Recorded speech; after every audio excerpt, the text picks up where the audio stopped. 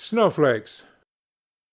There is snow in yonder cold grey sky of the morning, and through the partially frosted window-panes I love to watch the gradual beginning of the storm. A few feathery flakes are scattered widely through the air and hover downward with uncertain flight, now almost alighting on the earth, now whirled again aloft into remote regions of the atmosphere. These are not the big flakes heavy with moisture which melt as they touch the ground and are portentous of a soaking rain. It is to be in good earnest a wintry storm. The 2 or 3 people visible on the sidewalks have an aspect of endurance, a blue-nosed, frosty fortitude, which is evidently assumed in anticipation of a comfortless and blustering day.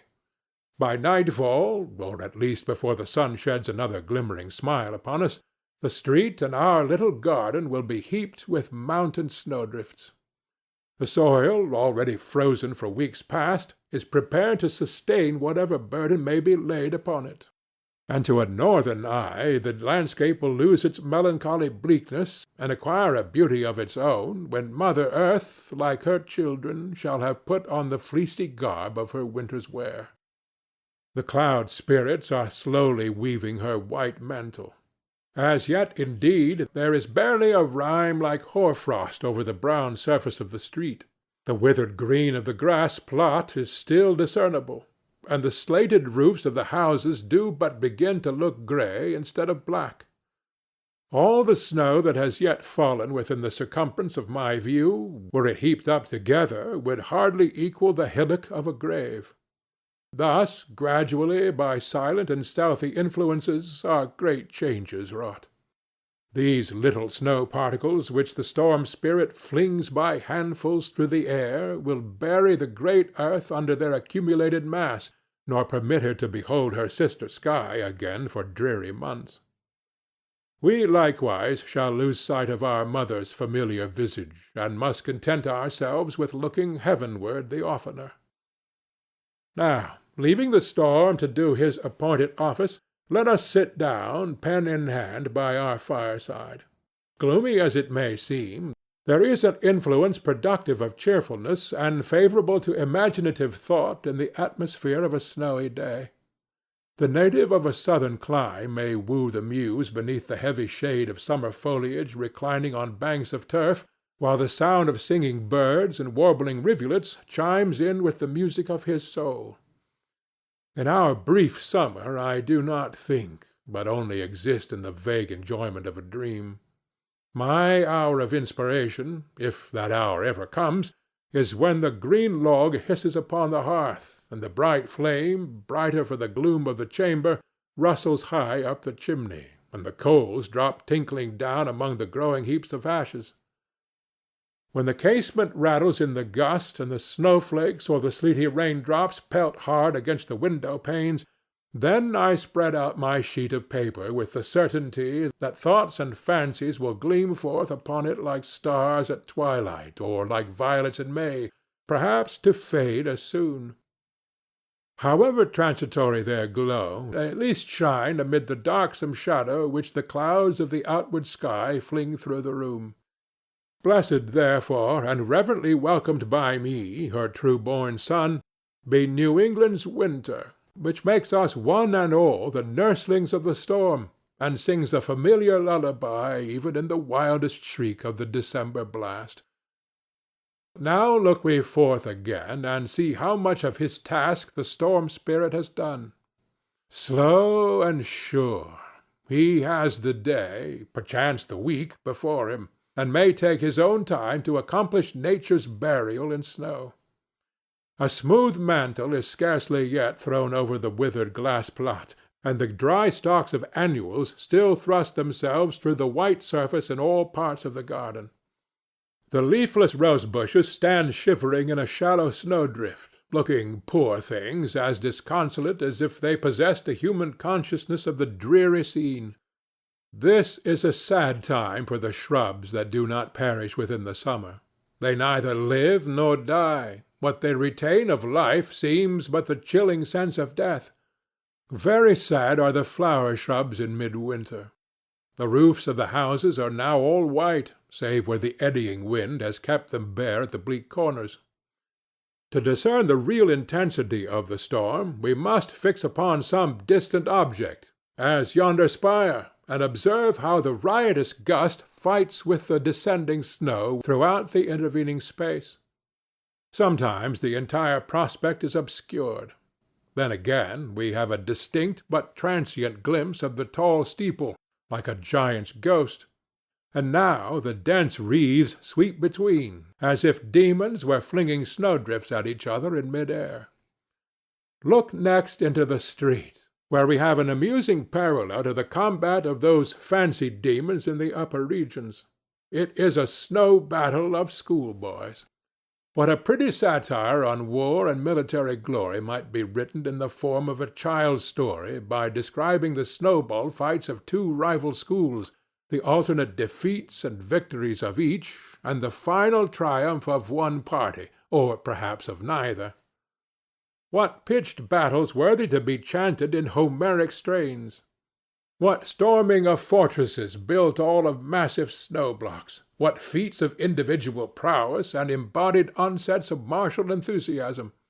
And when some well-contested and decisive victory had put a period to the war, both armies should unite to build a lofty monument of snow upon the battlefield, and crown it with the victor's statue hewn of the same frozen marble. In a few days or weeks thereafter the passer-by would observe a shapeless mound upon the level common, and, unmindful of the famous victory, would ask, "How come it there? Who reared it? What means it?" The shattered pedestal of many a battle monument has provoked these questions when none could answer. Turn we again to the fireside, and sit musing there, lending our ears to the wind, till perhaps it shall seem like an articulate voice, and dictate wild and airy matter for the pen. Would it might inspire me to sketch out the personification of a New England winter, and that idea, if I can seize the snow-wreathed figures that flit before my fancy, shall be the theme of the next page. How does winter herald his approach? By the shrieking blast of latter autumn, which is nature's cry of lamentation as the destroyer rushes among the shivering groves where she has lingered and scatters the sere leaves upon the tempest. When that cry is heard, the people wrap themselves in cloaks and shake their heads disconsolately, saying, "Winter is at hand." Then the axe of the woodcutter echoes sharp and diligently in the forest. Then the coal merchants rejoice because each shriek of nature in her agony adds something to the price of coal per ton. Then the peat smoke spreads its aromatic fragrance through the atmosphere. A few days more, and at eventide the children look out of the window and dimly perceive the flaunting of a snowy mantle in the air. It is stern winter's vesture. They crowd around the hearth and cling to their mother's gown, or press between their father's knees, affrighted by the hollow, roaring voice that bellows down the wide flue of the chimney. It is the voice of winter, and when parents and children hear it, they shudder and exclaim, "Winter is come! Cold winter has begun his reign already."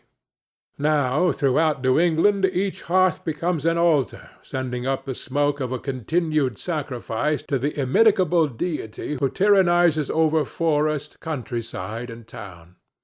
Wrapped in his white mantle, his staff a huge icicle, his beard and hair a wind-tossed snowdrift, he travels over the land in the midst of a northern blast, and woe to the homeless wanderer whom he finds upon his path. There he lies, stark and stiff, a human shape of ice, on the spot where winter overtook him. On strides the tyrant over the rushing rivers and broad lakes, which turn to rock beneath his footsteps. His dreary empire is established. All around stretches the desolation of the pole. Yet not ungrateful be his New England children, for winter is our sire, though a stern and rough one, not ungrateful even for the severities which have nourished our unyielding strength of character. And let us thank him, too, for the sleigh rides cheered by the music of merry bells, for the crackling and rustling hearth when the ruddy firelight gleams on hardy manhood and the gleaming cheek of woman, for all the home enjoyments and the kindred virtues which flourish in a frozen soil. Not that we grieve when, after some 7 months of storm and bitter frost, spring, in the guise of a flower-crowned virgin, is seen driving away the hoary despot, pelting him with violets by the handful, and strewing green grass on the path behind him. Often, ere he will give up his empire, old Winter rushes fiercely buck and hurls a snowdrift at the shrinking form of Spring, yet, step by step, he is compelled to retreat northward, and spends the summer month within the Arctic Circle. Such fantasies, intermixed among graver toils of mind, have made the winter's day pass pleasantly. Meanwhile the storm has raged without abatement, and now, as the brief afternoon declines, is tossing denser volumes to and fro about the atmosphere. On the window-sill there is a layer of snow reaching halfway up the lowest pane of glass. The garden is one unbroken bed. Along the street are 2 or 3 spots of uncovered earth where the gust has whirled away the snow, heaping it elsewhere to the fence-tops or piling huge banks against the doors of houses. A solitary passenger is seen, now striding mid-leg deep across a drift, now scudding over the bare ground, while his cloak is swollen with the wind. And now the jingling of bells, a sluggish sound responsive to the horse's toilsome progress through the unbroken drifts, announces the passage of a sleigh with a boy clinging behind and ducking his head to escape detection by the driver. Next comes a sledge laden with wood for some unthrifty housekeeper whom winter has surprised at a cold hearth. But what dismal equipage now struggles along the uneven street? A sable hearse bestrewn with snow is bearing a dead man through the storm to his frozen bed.